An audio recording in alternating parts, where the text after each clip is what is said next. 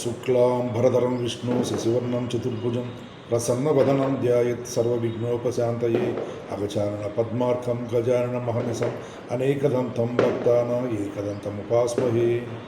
అందరికీ దసరా శుభాకాంక్షలు. ప్రతి ఒక్కరూ నా వీడియోను చూసి నా వీడియోను నన్ను ఆదరించి లైక్ చేసి సబ్స్క్రైబ్ చేసి బెల్లు ఐకాన్ మీద క్లిక్ చేసి ఆదరిస్తారని మిమ్మల్ని కోరుకుంటున్నాను. టాపిక్ లేకపోతే జ్యోతిష్యం అనగానేమి, జ్యోతిష్యం ఎలా ఏర్పడింది? జ్యోతిష్యము త్రిమూర్తులైనటువంటి బ్రహ్మ విష్ణు మహేశ్వరులు సృష్టే జ్యోతిష్యం. ఈ జ్యోతిష్యానికి అర్థం ఇంకోటి ఉంది. జ్యోతిషము అంటే జో అంటే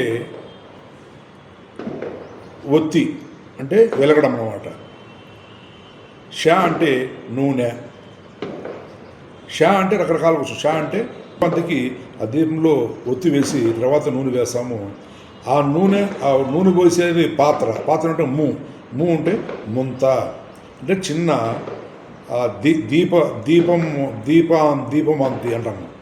దీపంతి అనేదానికి ఆ దీపాంతిలో ఆ దీపంలో ఉంటే షా అనేది నూనె, తర్వాత జ్యోతి అనేది ఒక ఒత్తి అంటే వెలిగేటటువంటి ఒత్తి. ఆ ఒత్తిని ఆ దీపంలో ఆ అనేది ముంత. ఆ ముంతలో వచ్చి కొంచెము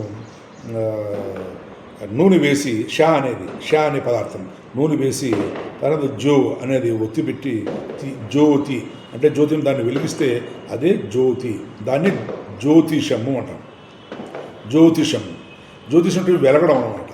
వెలగడం ఆ వెలిగదాన్నే రకరకాలుగా ఆ త్రిమూర్తులు అనేవాళ్ళు ఈ జ్యోతిషాన్ని అనేది ఏర్పాటు చేశారు. రకరకాలుగా అపోహలు చెప్తూ ఉంటారు. ఎన్నెన్నో ఎవరు దోచుంటే వాళ్ళు చెప్పచ్చు, ఎవరు దోచు.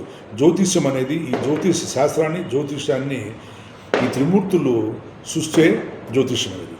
ఈ జ్యోతిష్యము ఎందుకు చేశారు అనే దానికి వస్తే, గత జన్మలో చేసినటువంటి పాప కర్మాలను అనుసరించి ఈ జన్మలో కూడా వాళ్ళు అనుభవించి పాపం చేసింటే ఆ పాపకర్మాలను అనుభవించి మంచి ఫలితాలు పొంది ఆ దైవం దగ్గర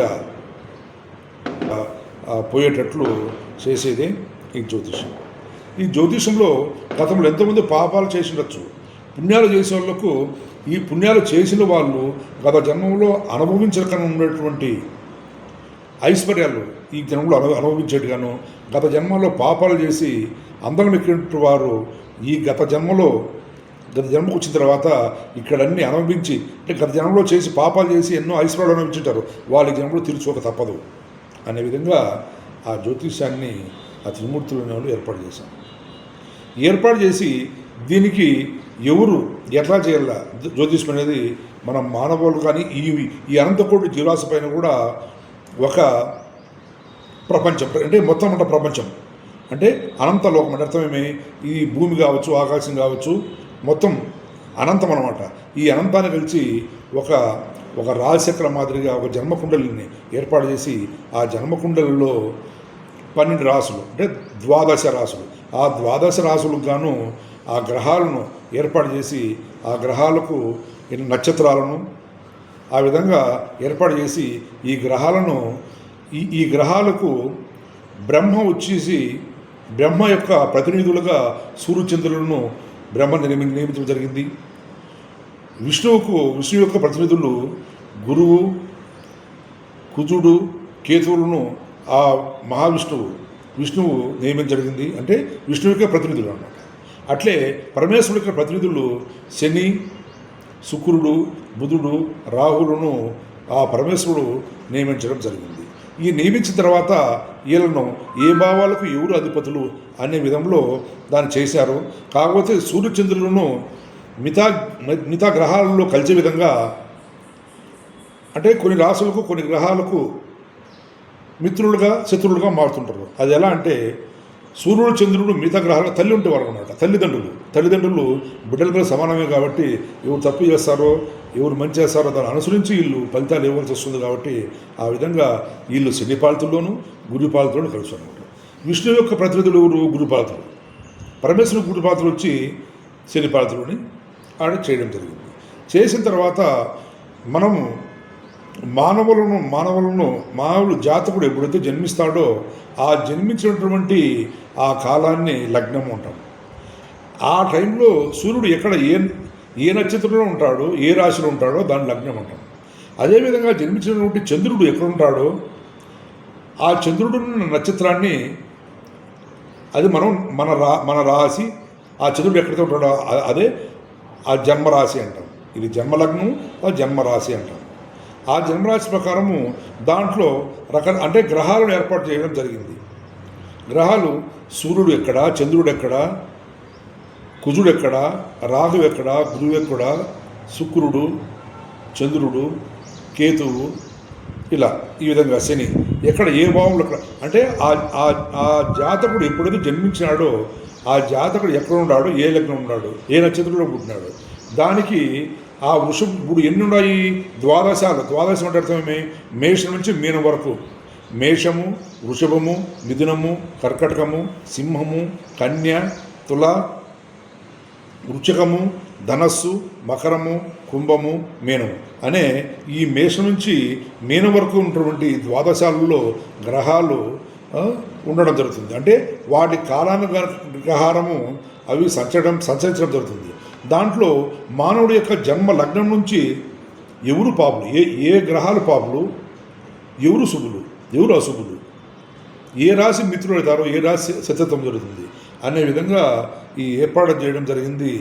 ఇప్పుడైనా మానవులు తెలుసుకుని తప్పులు గత జన్మలో తప్పులు అంటే తెలుసటి ఈ పూర్వజన్మ చేసిన తప్పులు తెలియవు, కాకపోతే ఆ తెలిసేదాని విధంగా ఈ గ్రహాలు అనేది ఆ దేవతలు ఏర్పాటు చేయడం జరిగింది. ఆ గ్రహాల్లో ఏ భావంలో ఉంటే ఏ ఫలితాలు ఇస్తాయి అంటే సపోజు 1 లగ్నం నుంచి 5వ భావము ఏమొస్తుంది, తర్వాత సంతానము, పిల్లలు ఇట్లా వస్తుంది. అదే 9వ భావం ఏమొస్తుంది, తండ్రి.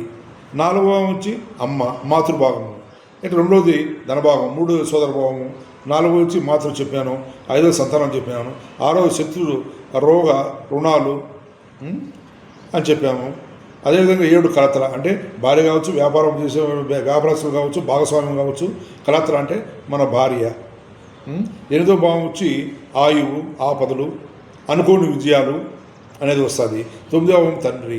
10వ భావం వచ్చి రాజ్యము అంటే ఉద్యోగము, ఎక్కడ ఏం చేయాలా, ఏ ఉద్యోగం ఎట్లా దానికి వెళ్ళాలి. 11వ భావం లాభస్థానము, ఏ విధంగా మనం లాభం అంటే ఈ 10వ భావం నుంచి ఈ లాభం అనేది మనం చూసుకోవాలా. 12వ భావం మోక్షము, లాస్ట్ మోక్షం అంటే ఏమి, మన సుఖ దుఃఖాలు అనుభవించేది 12వ భావం. ఇలాంటివన్నీ నెక్స్ట్ వీడియోలో వస్తాయి, అన్ని వివరించి చెప్తాను. అట్లే నీకు జన్మకుడులు వేసి వాళ్ళ డేట్ ఆఫ్ బర్త్ ప్రకారం మీకు వివరించడం జరుగుతుంది. ఇవన్నీ ఈ వీడియోలు చెప్పాలంటే లెంత్ ఎక్కువ అవుతుంది కాబట్టి చెప్పలేము. కాబట్టి ఈ విధంగా జ్యోతిష్యాన్ని త్రిమూర్తులను ఏర్పాటు చేశారో దీన్ని ఏలన చేయకుండా ఆ విధంగా చూడండి. అదేవిధంగా టెంకాయలు ఎట్లా ఏ విధంగా 3 కళ్ళు ఉంటాయో అది బ్రహ్మ విష్ణు మహేశ్వరుడు. కుదిరేమంటారు ముక్కోటి ఈశ్వరుడు అంటారు, అంటే ఈశ్వరుడు 3 కళ్ళు ఉన్నాయి కాబట్టి అట్లా ఆ విధంగా అంటారు.